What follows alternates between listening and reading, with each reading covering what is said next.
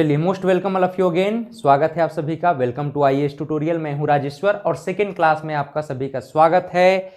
4 number का जो प्रश्न आपका पूछा जाएगा छात्रावास अधीक्षक से संबंधित जनरल स्टडी में, जो 15 नंबर का है उसमें से 4 नंबर तो हम लोगों ने लास्ट क्लास में खेल और शिक्षा को समझ लिया था। आज के क्लास में मैं आपसे मूल रूप से योगा के विषय में डिस्कस करूंगा और योगा का वास्तव में ये 3 क्लास बनने का था, है ना। क्लास 1, पार्ट 1, पार्ट 2 और पार्ट 3। तो मैं पार्ट 1 और पार्ट 2 जो थ्योरी वाला सेक्शन है इसे मैं आज कवर करने का प्रयास करूंगा।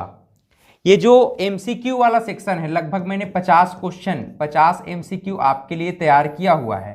तो 50 एमसीक्यू जो है आज न करके नेक्स्ट क्लास में करेंगे, ठीक है। आप लोग का जो है सहयोग क्या होगा, आप लोग का सहयोग ये है कि ये जो है पार्ट 2 है हमारा इस 4 नंबर के इस कंप्लीट सेक्शन में, है ना। इस कंप्लीट सेक्शन में हम लोग छात्रावास प्रबंधन तक जाएंगे। आप लोग का सहयोग क्या रहेगा, पहले वीडियो में आप लोगों ने सहयोग किया है बिल्कुल, इसी तरह से सेकेंड वीडियो में भी आप कम से कम मिनिमम 2K 2000 व्यू लेकर के जाएं। इसमें करना क्या है, सिंपल सी बात है, आपको कंप्लीट वीडियो को देखना है और लाइक कर देना है और एक बार शेयर कर दीजिएगा, ठीक है। तो इस तरह से वीडियो जो है अगर 2K तक जाता है फिर उसी दिन तीसरा वीडियो अपलोड हो जाएगा। चलिए स्टार्ट करें फिर आज की क्लास योगा से संबंधित। योगा से संबंधित आज जो है जो इम्पोर्टेंट क्वेश्चन बन सकते हैं आपके एग्जाम के पॉइंट ऑफ व्यू से उसी बिंदु पर बात करते हुए हम लोग समझने का प्रयास करेंगे। देखिए, ये जो है भारतीय दर्शन से जुड़ा हुआ एक टर्म है मूल रूप से, कि भारतीय दर्शन को हम लोग समझते हैं इंडियन फिलॉसफी के संबंध में कि स्कूल ऑफ इंडियन फिलॉसफी में, ठीक है, स्कूल ऑफ इंडियन फिलॉसफी में दर्शनों की संख्या कुल कितनी है, 9 है। जिनमें से जो थीस्ट फिलॉसफी हैं, आस्तिक दर्शन और एथिस्ट फिलॉसफी यानी नास्तिक दर्शन। तो आस्तिक और नास्तिक के संबंध में अगर हम नास्तिक के संबंध में देखें, नास्तिक दर्शन के संबंध में देखें तो नास्तिक दर्शन के संबंध में 3 प्रमुख दर्शन आते हैं, ठीक है। एक तो चारवाक का नाम सबसे पहले आता है। चारवाक जो है नास्तिक शिरोमणि दर्शन के रूप में इसे जाना जाता है। उसके बाद फिर जैन दर्शन का नाम आता है और जैन दर्शन के बाद फिर बौद्ध दर्शन का नाम आता है, ठीक। ये तीनों जो है नास्तिक संप्रदाय के दर्शन हैं जो किसी प्रकार से वैदिक टेक्स्ट को बिलीव नहीं करते, ठीक है। ये कर्मा पर ज्यादा फोकस करते हैं, श्रमण दर्शन पर, श्रम पर ज्यादा फोकस करते हैं, कर्म पर ज्यादा फोकस करते हैं। इसी प्रकार से अगर हम आस्तिक संप्रदाय की बात करें तो आस्तिक संप्रदाय में सांख्य, योग, न्याय, वैशेषिक मीमांसा और उत्तर मीमांसा, ये जो है दर्शन मुख्य रूप से भारतीय दर्शन में षड दर्शन के रूप में जाने जाते हैं या आस्तिक दर्शन के रूप में जाने जाते हैं। इन्हीं षड दर्शन में एक महत्वपूर्ण दर्शन है जिसका नाम है योग दर्शन। तो योग दर्शन में हम योगा को लेकर के चलेंगे, योगा वास्तव में क्या चीज है और इस योगा को हम लोग समझने का प्रयास करेंगे। जैसे कि हम लोगों ने लास्ट क्लास में देखा था, खेल से संबंधित, खेल के माध्यम से लर्निंग थ्रू प्ले, यानी खेल के माध्यम से कैसे लर्निंग किया जा सकता है, सीखा जा सकता है। तो आज हम ये देखेंगे कि योग के माध्यम से बच्चे को किस प्रकार से हम जो है उसके स्वास्थ्य में, मानसिक स्वास्थ्य में और शारीरिक स्वास्थ्य में उसको लाभ पहुंचा सकते हैं।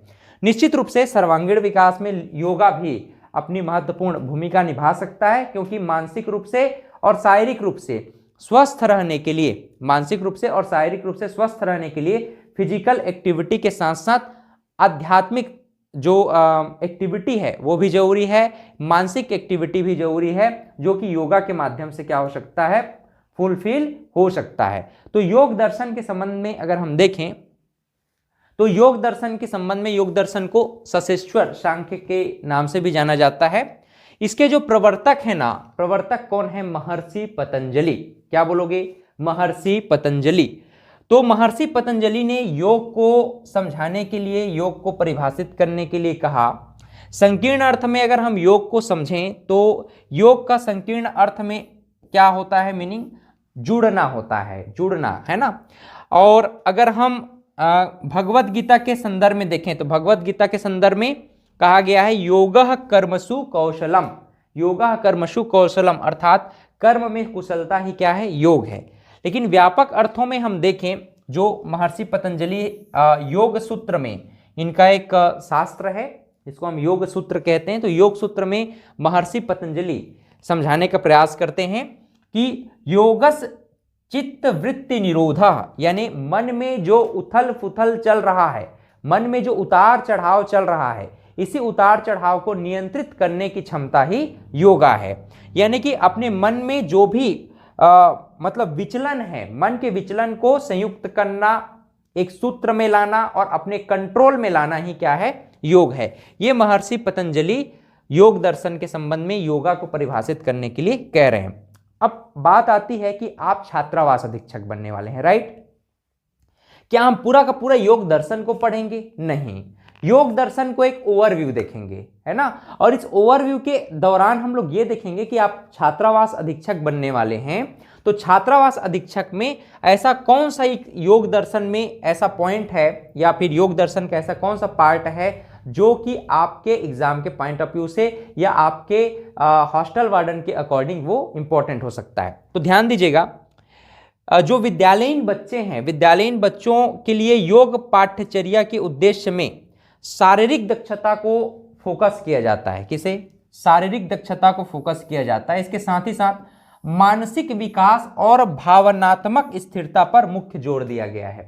हमारा जो भी एजुकेशन पॉलिसी रही है ना, एजुकेशन पॉलिसी के संबंध में हम देखें 68, 86 या फिर 2002, 2009 और इसके अलावा आप NCF 2005 पाठ्यचर्या करिकुलम, नेशनल करिकुलम फ्रेमवर्क भी आप देख लीजिए 2005 का। इसके अलावा NEP 2020 देख लीजिए। हर जगह हम लोग देखते हैं, समावेशी शिक्षा के संबंध में भी हम लोग देखते हैं कि योग से संबंधित जो हमारा टर्म स्पेशली जुड़ाव बन रहा है, कनेक्शन बन रहा है स्कूली बच्चों के संबंध में या फिर छात्रावास में रहने वाले बच्चों के संबंध में, वो ये बनता है कि हमें बच्चों की शारीरिक दक्षता को बेहतर करना है, ठीक है, फिजिकल कैपेसिटी को बेहतर करना है, इंप्रूवमेंट करना है, उनका मानसिक विकास साइकिक लेवल पर डेवलपमेंट और उनका भावनात्मक इमोशनल लेवल पर डेवलपमेंट करना है, उनकी इमोशनल स्थिरता, उसकी जो भावनात्मक स्थिरता है उसको हमें ध्यान में रख करके चलना है। तो ये जो है आप पॉइंट ध्यान में रखना, योग से संबंधित हम शारीरिक दक्षता, मानसिक विकास और भावनात्मक स्थिरता को ध्यान में रख करके पढ़ेंगे। यहां पर इन सभी बातों को बेहतर रूप से समझने के लिए बच्चों की फिजिकल एक्टिविटी के रूप में आसन को सबसे ज्यादा महत्व दिया गया है, ठीक। तो हम लोग पूरे योग दर्शन में कहां पर फोकस्ड रहेंगे?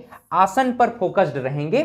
और आपको ध्यान में रखना है कि योगा से संबंधित जो आसन है, आसन जो है मूल रूप से शारीरिक दक्षता, मानसिक विकास और भावनात्मक स्थिरता पर मुख्य रूप से जोर दे रहा है, ठीक है।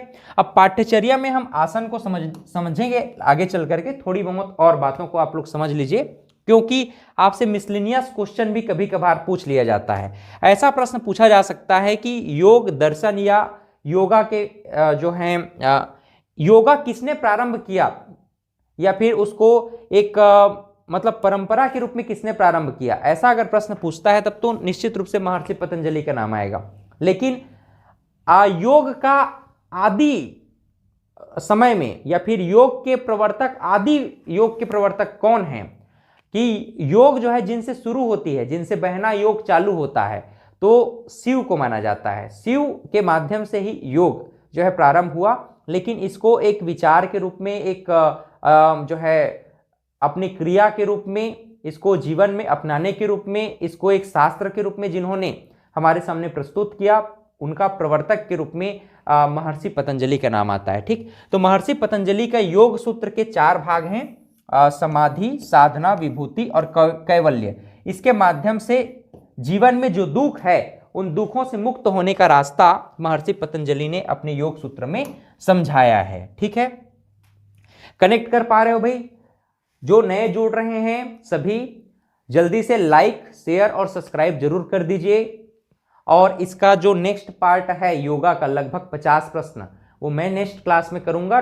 2K 2000+ व्यू जाना चाहिए। आप लोग अधिक से अधिक शेयर करें, कंप्लीट वीडियो में आप लोग साथ रहें, है ना। देखिए, योग दर्शन में एक मुख्य बात है हमारा चित्त, ठीक है। हमारा जो चित्त है ना, चित्त को हम कहते हैं अंतःकरण, ठीक है, हमारा माइंड एक प्रकार से कह सकते हो चित्त। तो इस चित्त जो अंतःकरण है, इसी अंतःकरण की शुद्धता पर मूल रूप से यहां पर फोकस किया गया है कि चित्त की शुद्धता कैसे प्राप्त किया जा सकता है, चित्त को स्थिर कैसे किया जा सकता है, जो चित्त इधर उधर भटक रहा है उसको स्थिर कैसे किया जा सकता है। तो अंतःकरण के 3 भाग होते हैं, महत यानी बुद्धि, अहंकार और मन, तीनों से मिलकर के अंतःकरण बनता है और अंतःकरण ही चित्त होता है। वास्तव में चित्त है क्या चीज? चित्त जो है त्रिगुणी होता है। चित्त क्या है? त्रिगुणी होता है। त्रिगुणी का मतलब क्या समझे? रज, तम और सत्व, रजोगुण, तमोगुण और सत्वगुण तीनों से युक्त होता है चित्त, है ना। इसी नाम से ये भटकते भी रहता है, इसको ये कभी स्थिर रहेगा कभी अस्थिर रहेगा। तो इसी को स्थिर करने के लिए योग जो है मुख्य उद्देश्य रखता है, योगश्चित्त वृत्ति निरोधा, है ना। यानी योग का मुख्य उद्देश्य है कि चित्त में चित्त वृत्तियां जो पैदा हो रही हैं, चित्त में 4 इसकी भूमियां होती हैं, क्षिप्त, मूढ़, विक्षिप्त, एकाग्र और निरुद्ध। क्षिप्त मतलब कि भाई समझ ही नहीं आ रहा है कि किस विषय में वो कंसंट्रेट करे, ठीक है। मूढ़ का मतलब ये है कि उसका ध्यान रजोगुण की, इसमें तमोगुण की विशेषता होती है, तमोगुण की अधिकता होती है। तमोगुण की अधिकता होने के कारण इसमें क्षिप्त में क्या है? मन चंचल होगा। मन क्या होगा? चंचल। अब मन चंचल किसके कारण होता है? आप सब जानते हैं, रजोगुण की अधिकता होती है जहां पर मन चंचल हो जाता है। अगर तमोगुण की अधिकता है तो अज्ञानता आएगी, आलस्य आएगा, तो है ना। तो इसमें मूढ़ अवस्था बोलते हैं। विक्षिप्त अवस्था में क्या है? सतोगुण और तमोगुण दोनों के बीच की अवस्था होती है, जहां पर एकाग्रता भी है और एकाग्रता नहीं भी है। मतलब एकाग्रता आती है, एकाग्रता आके टूट जाती है। आप पढ़ना चाहते हो लेकिन कुछ समय बाद आपकी एकाग्रता भंग हो जा रही है, मतलब कौन सी अवस्था है? विक्षिप्त अवस्था है। एकाग्र अवस्था में क्या होता है? कॉन्सेंट्रेशन बढ़ता है, कॉन्सेंट्रेशन बढ़ता है, इसको हम संप्रज्ञात समाधि भी कहते हैं। तो एकाग्रता मतलब कॉन्सेंट्रेशन, किसी एक विषय वस्तु को बेहतर ढंग से समझ सकता है। निरुद्ध का मतलब है हर प्रकार का जो चित्त वृत्तियां हैं, चित्त की भूमियां हैं, जितने भी थॉट्स हैं, थॉटलेस हो जाता है, तो ये असंप्रज्ञात समाधि में चला जाता है, मतलब व्यक्ति समस्त दुखों से मुक्त हो जाता है। तो मूल रूप से जो चित्त है, चित्त की ये भूमियां हैं, क्षिप्त, मूढ़, विक्षिप्त, एकाग्र और निरुद्ध, इन्हीं से मुक्त होना ही क्या कहला रहा है? योग कहला रहा है। इसी को योग चित्त वृत्ति निरोधा कहा गया है, ठीक है। इसको मैंने कोशिश किया है, एकदम छोटे छोटे राइटिंग में है, लेकिन मैं आपको समझा देता हूं ताकि आपको ध्यान में रहे। एक एक पॉइंट को हम लोग थोड़ा सा समझ लेते हैं। अब देखिए, मूल रूप से योग का उद्देश्य क्या है, ऐसा अगर आपसे प्रश्न पूछा जाए तो योग का तो मूल रूप से उद्देश्य है कैवल्य, मोक्ष और बोधिसत्व को प्राप्त करना। इसके लिए इन्होंने अष्टांग योग की बात कही थी, ठीक है। किस चीज की बात कही थी? अष्टांग योग की बात कही थी। चित्त वृत्ति का मतलब हम लोगों ने समझ लिया। चित्त वृत्ति क्या है? चित्त के साथ बाह्य विषय जब आता है तो व्यक्ति मोह माया में फंस जाता है, और मोह माया में जब फंस जाता है उसी से बाहर निकलना है विवेक जागरण के माध्यम से। तो विवेक जागरण के लिए क्या बताया गया है? बोधिसत्व या सेल्वेशन के लिए अष्टांग योग बताया गया है। अष्टांग योग का नाम आप लोग ध्यान में रखना। अष्टांग योग में ये डायरेक्ट क्वेश्चन आपका किया जा सकता है कि योग सूत्र में अष्टांग योग के विषय में बताया गया। अष्टांग योग क्या है? यम, नियम, आसन, प्राणायाम, प्रत्याहार, धारणा, ध्यान, समाधि, ठीक है। यम, नियम, आसन, प्राणायाम, प्रत्याहार, धारणा, ध्यान, समाधि, याद हो गया। ये जो यम, नियम, आसन, प्राणायाम, प्रत्याहार, इसको हम बहिरंग साधन कहते हैं।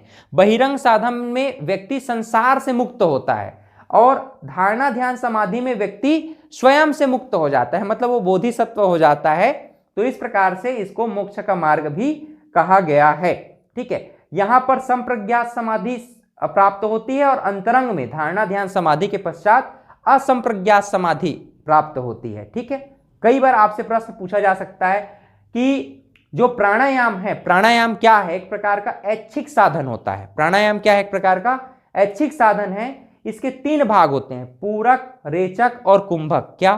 पूरक, रेचक और कुंभक। पूरक का मतलब क्या है? पूरक का मतलब यह है कि भाई आप श्वास को बाहर फेंक करके रोक रहे हो।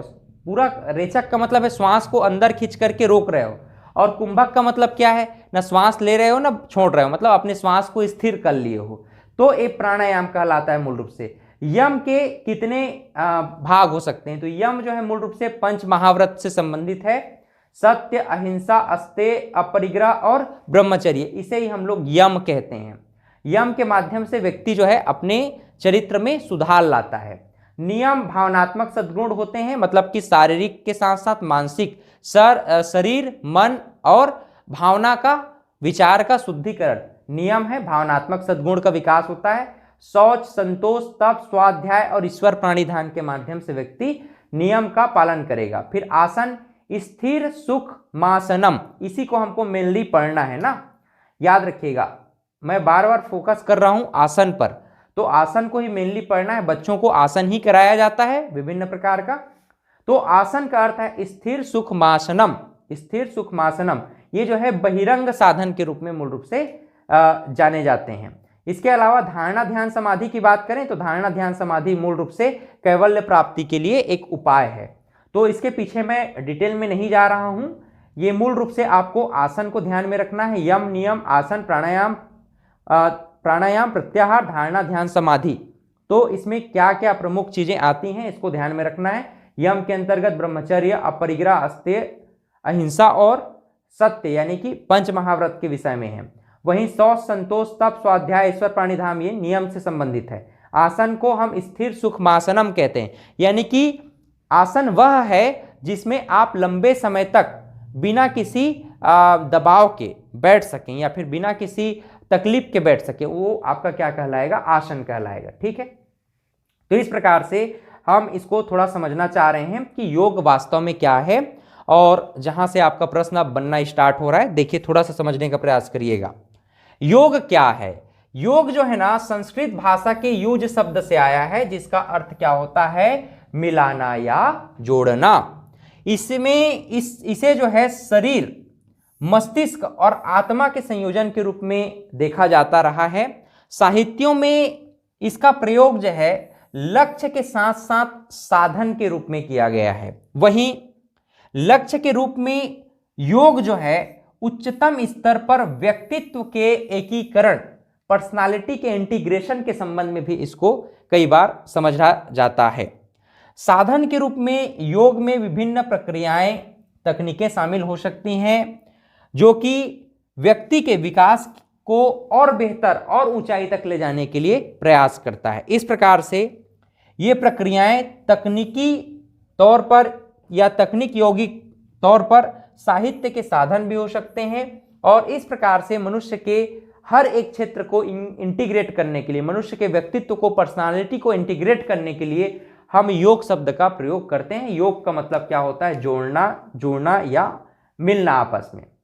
योग के क्या क्या महत्व हो सकते हैं, तो योग के महत्व से संबंधित भी आपसे प्रश्न पूछा जा सकता है।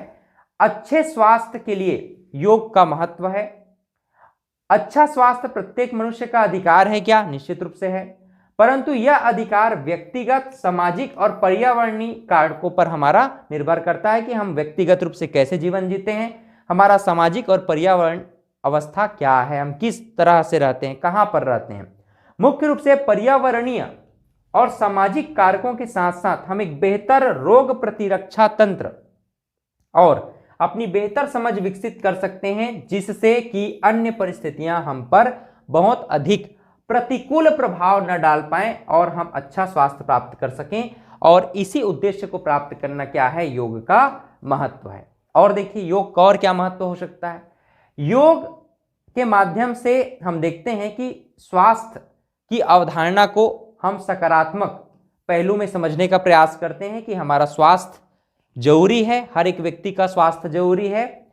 सकारात्मक स्वास्थ्य केवल बीमारियों से मुक्त होना नहीं हो सकता, बल्कि इसमें विशिष्ट कारकों के विरुद्ध प्रतिरोधात्मक क्षमता तथा रोगों के लिए सामान्य प्रतिरक्षा समुचित मात्रा के विकास के साथ साथ स्वस्थ और ऊर्जावान अनुभूति का होना भी शामिल है।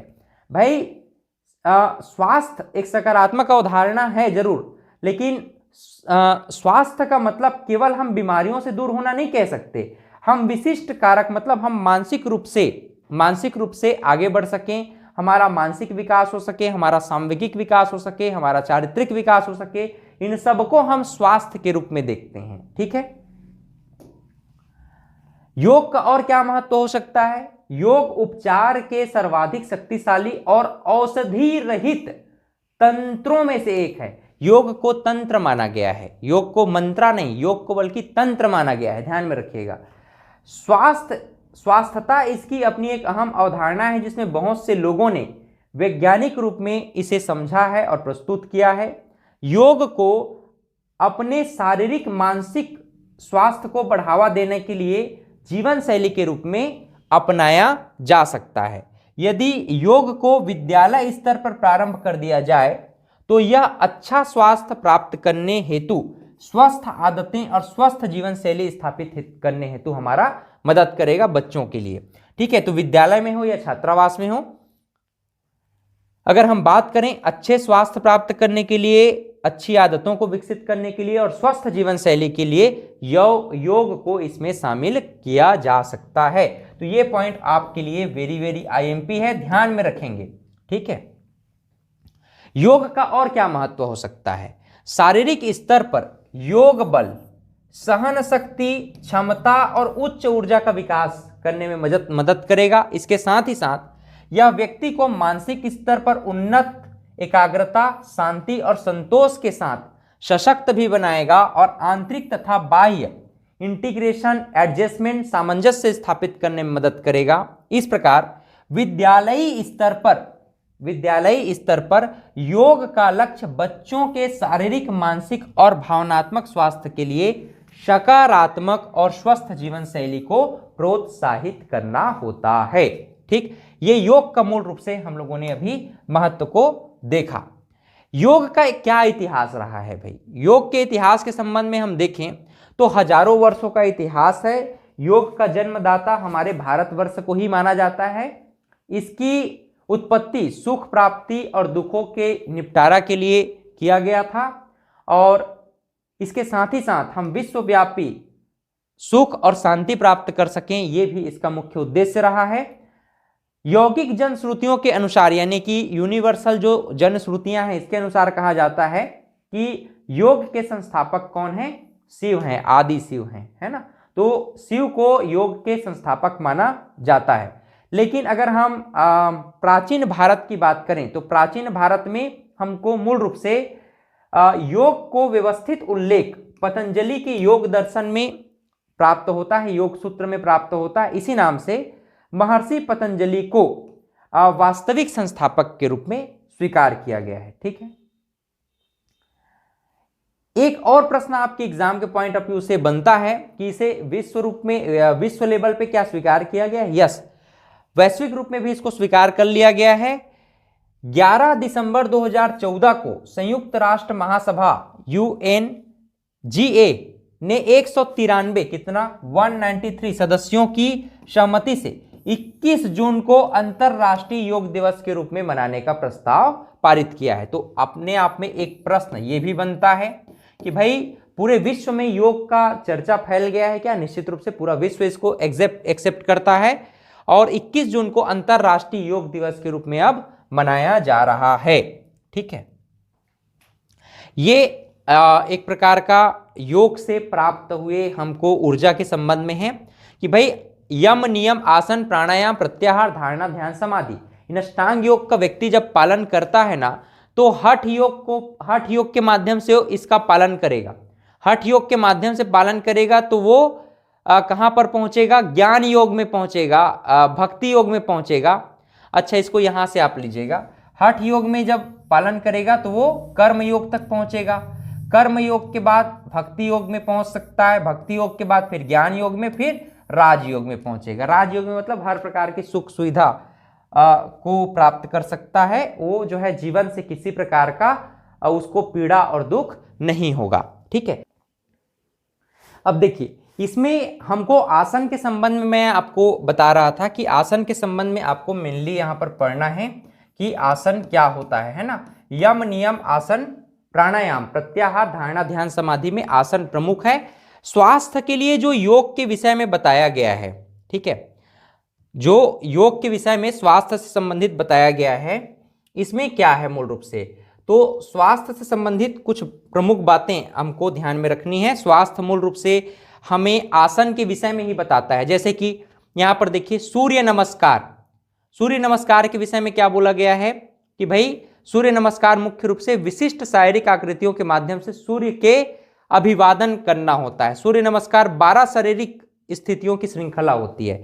तो ये बात आपको चाहें तो ध्यान में रख सकते हैं कि ये सूर्य नमस्कार 12 शारीरिक स्थितियों का श्रृंखला होती है। ये स्थितियां विभिन्न पेशियों और मेरुदंड को खींचती है और पूरे शरीर को लचीला बनाती है।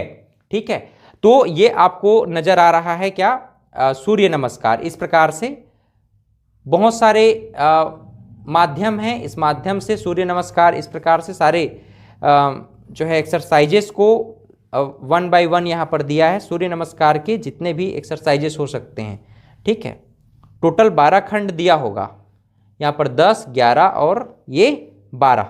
ठीक है, 12 स्थितियाँ होती हैं, तो 12 स्थितियों के विषय में बताया गया है। इसके लाभ बताए गए हैं कि सूर्य नमस्कार के क्या क्या लाभ हो सकते हैं। ठीक है, ये जो पूरा का पूरा पीडीएफ नोट्स है, ये आसन वाला पीडीएफ नोट्स, ये मैं टेलीग्राम में डाल दूंगा, इसको आप लोग पढ़ना जरूर। लेकिन यहाँ पर एक नज़र आप लोग देख लीजिए, शरीर को वार्म अप करने के लिए, शरीर को एनर्जाइज करने के लिए, मॉर्निंग जितनी भी मतलब वो रहता है ना, मतलब कि आलसीपन होता है, उसको दूर करने के लिए ये लाभदायक होता है। इसके अलावा देखिए एक तड़ासन होता है, तड़ासन, संस्कृत शब्द ताड़ का अभिप्राय ताड़ के पेड़ से है। यह पेड़ अपनी लंबाई और सीधी ऊर्ध्व आकृति के लिए जाना जाता है। यह तड़ासन इसलिए कहलाता है क्योंकि इसमें शरीर ताड़ के पेड़ जैसा दिखता है, अतः इसके अनुरूप आसन का नाम ही क्या रखा गया, तड़ासन रख दिया गया। ठीक है, अब तड़ासन के संबंध में यहाँ पर बताया गया है कि इस तरह सीधा होकर के, सीधे खड़े होकर के अपने जांघों को ऐसे बगल में ऐसे कंप्लीट मोड़ करके खड़ा होना है, तो इसको तड़ासन कहा गया है। ठीक है, इसके भी बहुत सारे लाभ हैं। तो क्या लाभ है यहाँ पर बताया गया, पूरे शरीर की पेशियों को ऊर्ध्व खिंचाव देता है। यह जांघों, घुटनों और टखनों को मजबूत करता है। यह बढ़ते बच्चों की लंबाई बढ़ाने में मदद करता है। यह आलस्य और सुस्ती को दूर करने में मदद करता है। ठीक है, इसकी कुछ सीमाएं भी दी गई हैं कि भाई किस कंडीशन में इसको, इस तड़ासन को नहीं करना है। ठीक, ये बच्चों के संबंध में ही है ना, बहुत ही इंपॉर्टेंट है। जो आपका योगासन से संबंधित, योग से संबंधित बच्चों को आप सिखाएंगे या फिर बच्चे इसको जो है एक्सरसाइज में करेंगे, उससे संबंधित ही है। एक है उक्टासन, उक्टासन का ये उत शब्द से आया है संस्कृत में।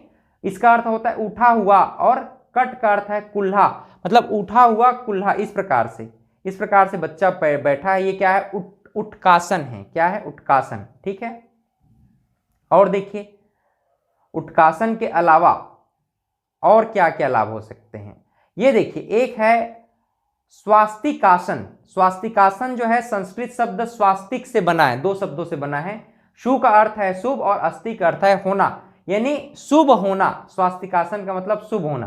तो इस प्रकार की मुद्रा है, शुभ मांगलिक चिन्ह भी इसको स्वास्तिक माना गया है, और स्वास्तिकासन में इस मुद्रा में बालक जो है बैठा हुआ नजर आ रहा है। ठीक है, और इसके अलावा जो है ये उसकी स्थितियां हैं अलग अलग। पहले स्थिति होगी, फिर पहली स्थिति के बाद फिर ये दूसरी स्थिति है, फिर तीसरी स्थिति है।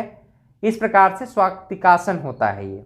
इसके भी बहुत सारे लाभ होते हैं। मन को एकाग्र करने में मदद मिलता है, टखने के जोड़ों को ये मजबूत करता है। इसके बाद देखिए एक और आसन है अर्धपद्मासन। ये क्या है, अर्धपद्मासन है। अर्धपद्मासन मतलब एक पैर बस उठा है और एक पैर नीचे में है, इसको अर्धपद्मासन।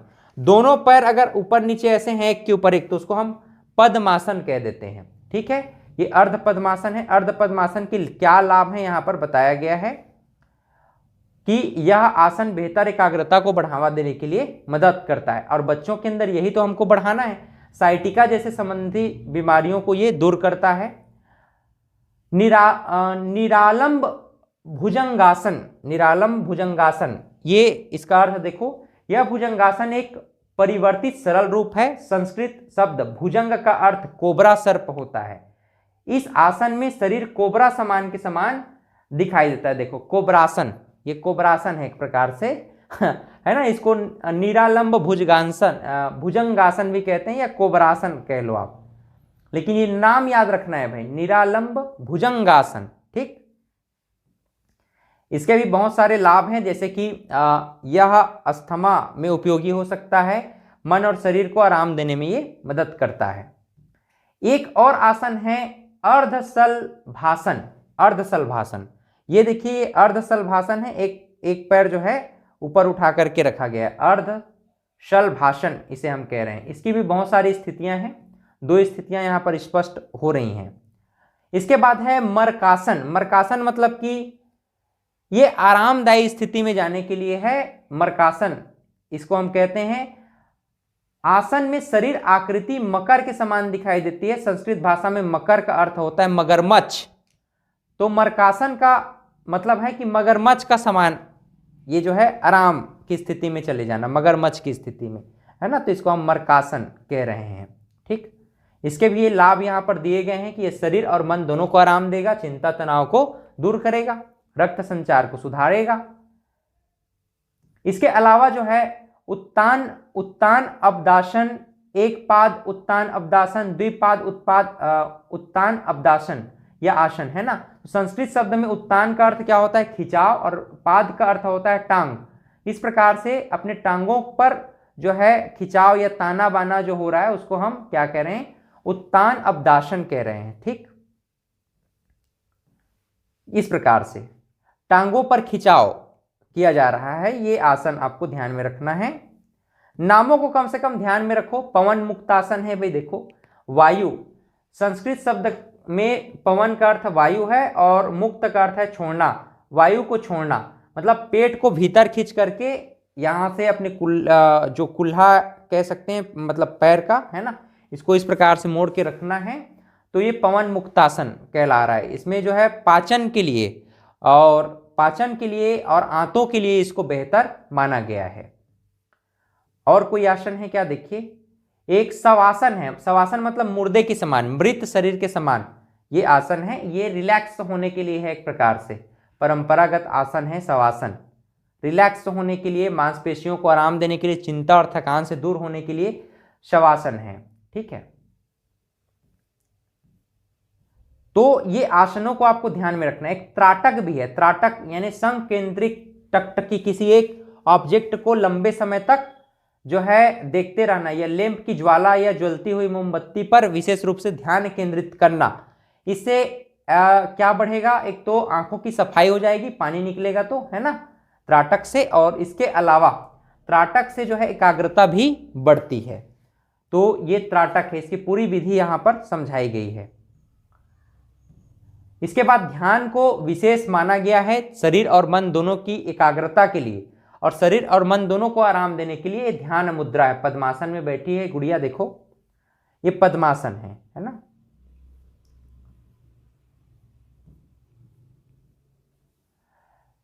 अब शारीरिक दक्षता के लिए हम लोग देख रहे थे, वो तो स्वास्थ्य के लिए था।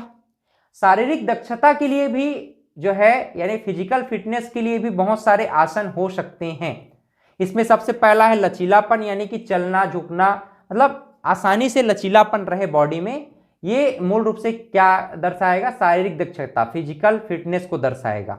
ठीक है, फिजिकल फिटनेस के लिए भी बहुत सारे आसन हो सकते हैं, जैसे सूर्य नमस्कार इसमें शामिल है, और आसन को मूल रूप से इसमें शामिल किया गया है। बहुत सारे आसन हो सकते हैं, जैसे कि हस्तोत्नासन, ये हस्तोत्नासन इसे हम कहते हैं, तड़ासन भी, त्रियक तड़ासन भी इसे कहा जाता है। भुजाओं पर जो है नियंत्रण स्थापित करना, उसको खींचतान करके लचीलापन लाना, ये जो है मूल रूप से ये आसन है। एक त्रिकोणासन है, इस प्रकार का जो आसन है इसको त्रिकोणासन कहते हैं भाई। और देखिए और क्या हो सकता है, एक कटी चक्रासन, इसको आप लोग पढ़ना, लेकिन मैं एक बार नाम आपको ध्यान दिला देता हूं। कटी चक्रासन है, इन सभी को आप थोड़ा थोड़ा भी एक दो दिन ही पढ़ेंगे ना पूरा पीडीएफ को, तो आसानी से ये ध्यान में आ जाएगा। और अगर इन आसनों के विषय में गलती से आपसे प्रश्न पूछ दिया जाए तो आपको ध्यान में थोड़ा बहुत तो रहना ही चाहिए।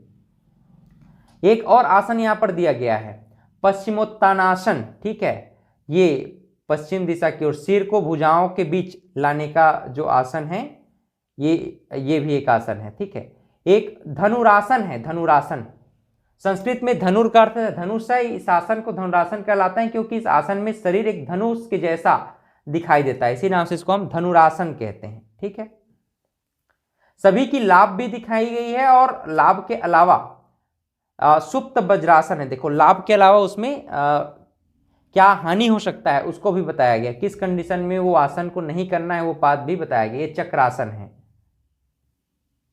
चक्रासन के अलावा ये है अर्धहलासन। ठीक है, अर्धहलासन है। और ये शवासन है। कपाल भाती, ये क्रियाएं हैं कुछ कपाल भाती, श्वास को बाहर फेंकना। पद्मासन, अर्ध पद्मासन या वज्रासन में बैठा जा सकता है इस क्रिया को करने के लिए। कपाल भाती जो है इंपॉर्टेंट होता है श्वास प्रश्वास को बेहतर करने के लिए। ठीक है, अनुलोम विलोम, एक नाक से श्वास लेना और दूसरे नाक से छोड़ देना, ये अनुलोम विलोम कहलाता है। ठीक है, इसके अलावा होगा एक भस्त्रिका प्राणायाम। भस्त्रिका प्राणायाम मतलब कि एक साथ जो है बाहर पूरी मतलब जोर लगा करके पेट में जो गैस है हवा है उसको बाहर निकालना है, भस्त्रिका प्राणायाम कहलाता है। इसके बाद ध्यान। ध्यान के विषय में हमने जाना कि दोनों के लिए, शरीर और मन दोनों के लिए इंपॉर्टेंट होता है ध्यान। एकाग्रता के लिए हम देखें तो एकाग्रता के लिए क्या हो सकता है, एकाग्रता के लिए तो भाई यम के सिद्धांत का मार्गदर्शन किया जाता है और 5 प्रकार से सत्य अहिंसा अस्तेय ब्रह्मचर्य और परिग्रह का पालन करना है। इसमें सत्य मतलब सदा सत्य बोलना है, हिंसा नहीं करना है, चोरी नहीं करना है, ब्रह्मचर्य का पालन करना है, दूसरों की वस्तु पर जो है अपना आधिपत्य नहीं स्वीकार करना है, नियम का अनुपालन करना है। शौच मतलब स्वच्छता शरीर का। संतोष मतलब कि किसी प्रकार से आपको जो मिला है उसमें संतोष रहिए। तप मतलब कठिन परिश्रम। स्वाध्याय स्वयं को जानना। ईश्वर प्रणिधान मतलब ईश्वर के प्रति समर्पण का भाव रखना। आसन का मतलब है कि आप लंबे समय तक किसी एक स्थिति पे आरामदायक स्थिति पर कैसे बैठ सकते हैं, ये आसन है। ठीक है, प्राणायाम का मतलब वही है कि प्राण हमारा जो श्वास है, श्वास प्रश्वास है, उस पर किस तरह से हम उसको नियंत्रित रख सकें, ये योगाभ्यास के विषय में यहाँ पर मूल रूप से बताया गया है। गरुड़ासन है इससे संबंधित और बद्ध पद्मासन भी यहाँ पर दिया गया है। ये सारी चीजें, इसके अलावा देखिए गौमुखासन है, ये गौमुखासन। इन सभी चीजों को आपको ध्यान रखना है, विशेष करके ये आपके एग्जाम के पॉइंट ऑफ व्यू से इंपॉर्टेंट है। केवल आप लोग नाम को याद रख लेना, थोड़ा बहुत उसकी क्रियाविधि क्या होती है। मैं नहीं बोल रहा हूं कि आप एक एक तो बैठ के इसको रटो, ऐसा मेरा कोई उद्देश्य नहीं है।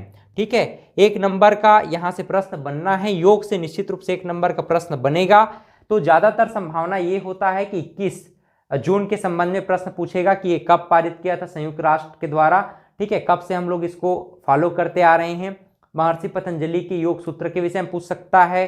ठीक है, और योग सूत्र के कितने चरण हो सकते हैं, कि उसके कितने पार्ट होते हैं, इसके विषय में पूछ सकता है। और योग के क्या क्या लाभ होते हैं करके कूट में आपका प्रश्न बन सकता है। तो एक प्रश्न बनना है, तो इसको ओवरव्यू आप चाहें तो एक ओवरव्यू शारीरिक स्वास्थ्य के लिए, मानसिक स्वास्थ्य के लिए और एकाग्रता के लिए बच्चों में किस किस प्रकार का योगासन को शामिल किया गया है, ये आपको ध्यान में रख लेना है। बस इतना पर्याप्त है। ठीक, ये देखिए किताब आ गया है हमारा। अभी ये जो है एलोरा बुक डिपो में फिलहाल बिलासपुर में अवेलेबल हो रहा है। आप जो है एलोरा के वेबसाइट से भी इसको ऑर्डर कर सकते हैं। इस प्रकार से बुक है। इसमें जो आपका ये दिया हुआ है शिक्षा एवं मनोविज्ञान, बुद्धि एवं व्यक्तित्व की अवधारणा, समावेशी शिक्षा, तो यहाँ पर ये सारे चैप्टर आपको दिख रहे होंगे। ठीक है, शिक्षा एवं मनोविज्ञान का परिचय, उसके बाद है बुद्धि एवं व्यक्तित्व की अवधारणा, समावेशी शिक्षा, सृजनात्मक एवं व्यक्तित्व भिन्नता और निर्देशन और परामर्श। बहुत ही शानदार तरीके से इसको जो है डिजाइन किया गया है आपके एग्जाम के पॉइंट ऑफ व्यू से। बहुत ज़्यादा नहीं पढ़ना है, बस किताब को एक प्रकार का नोट्स टाइप का है। ठीक ना, तो नोट्स टाइप का पूरा बनाया गया है, इसको आप लोग जरूर अध्ययन करें। और एग्जाम के पॉइंट ऑफ व्यू से जो 10 मार्क्स के छात्रावास से संबंधित है, सारे क्वेश्चंस इसमें इंक्लूड भी कर दिए गए हैं। ये परामर्श से संबंधित है ना। एक नोट्स के रूप में, जो आप लोग कॉपी में नोट्स बनाते हैं ना, तो नोट्स के रूप में, एक्चुअल में बुक के रूप में नहीं बनाया गया है, एक नोट्स के रूप में इसको बना दिया गया है। ताकि आपके एग्जाम के पॉइंट ऑफ व्यू से आपको हेल्प हो सके। इसके अलावा आप देखिए जो आपके क्वेश्चंस हैं, यहाँ पर क्वेश्चन है, क्वेश्चन के बाद ये आंसर दिया है, उसका एक्सप्लेनेशन भी है। तो आप क्वेश्चन करेंगे, क्वेश्चन के बाद आंसर है उसका, उसके बाद फिर एक्सप्लेनेशन है, तो ये इजी हो जाएगा आपको पढ़ने के लिए। तो इस प्रकार से ये आपका बुक आ गया है, आप इसको चाहें तो परचेस कर सकते हैं। मैं आपको ये कहना चाह रहा था कि आप क्या करें, इस लिंक को अधिक से अधिक शेयर कर दें, ठीक है। आप चाहें तो IAS ट्यूटोरियल का एप्लीकेशन डाउनलोड करके टेस्ट सीरीज भी अभी प्राप्त कर सकते हैं। जो अभी हम 50 क्वेश्चन योगा से संबंधित आपके लिए लाए हैं, वो जो है टेस्ट सीरीज में अभी आज शाम तक अपलोड हो जाएगा। बात रही इसको एक कंप्लीट करने की, है ना, तो आपको अधिक से अधिक इसको शेयर करना है। मैं इसका कंप्लीट जो आपको बोल चुका हूं कि भाई हम कंप्लीट इसको लेकर के आएंगे और आपको कंप्लीट इसका तैयारी कराएंगे। तो निश्चित रूप से इसका तैयारी कराएंगे आपको।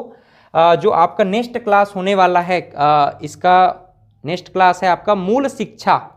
मूल शिक्षा में जो एजुकेशन वाला पार्ट है, एजुकेशन वाले पार्ट को मैं नेक्स्ट क्लास में आपको पढ़ाऊंगा। और जो 50 क्वेश्चन बचे हैं, कोशिश करूंगा कि उसका एक अलग से ही क्लास ले लिया जाए, क्योंकि ये अभी रिदम में चल रहा है, पार्ट 1 2 3। तो बीच में हम लोग अभी MCQ सीरीज ना ला करके, ये 7 पार्ट है, 7 क्लास होना है। 7 क्लास जैसे ही फिनिश होता है, हम आगे की जो क्लासेस है कंटिन्यू कर पाएंगे, है ना। तो ये 4 नंबर के जो मार्क्स, 4 मार्क्स के आपके क्वेश्चन बनने वाले हैं। अब नेक्स्ट क्लास हमारा शिक्षा का होगा, फिर नवाचार का, फिर शैक्षिक योजना का, फिर शैक्षिक अधिनियम, उसके बाद फिर छात्रावास प्रबंधन। इससे संबंधित 1 या 2 3 क्लास जो है मोस्ट IMP प्रश्नों से संबंधित भी आपका हम क्लासेस करा देंगे। तो 7 क्लास बन रहा है, तो 10 क्लास मोटा मोटा चलेगा। और 10 क्लास में आपके 4 नंबर कहीं छूटने वाले नहीं हैं, सारे के सारे क्वेश्चन आपके बनेंगे। आपको क्या करना है, शेयर कर देना है, और अभी जुड़े हैं तो लाइक और सब्सक्राइब करना तो बिल्कुल नहीं भूलना है, ठीक। 2K मैं व्यू देखना चाह रहा हूं, फिर तीसरा वीडियो आपका अपलोड होगा। बहुत बहुत धन्यवाद, मिलते हैं नेक्स्ट क्लास में। Thank you.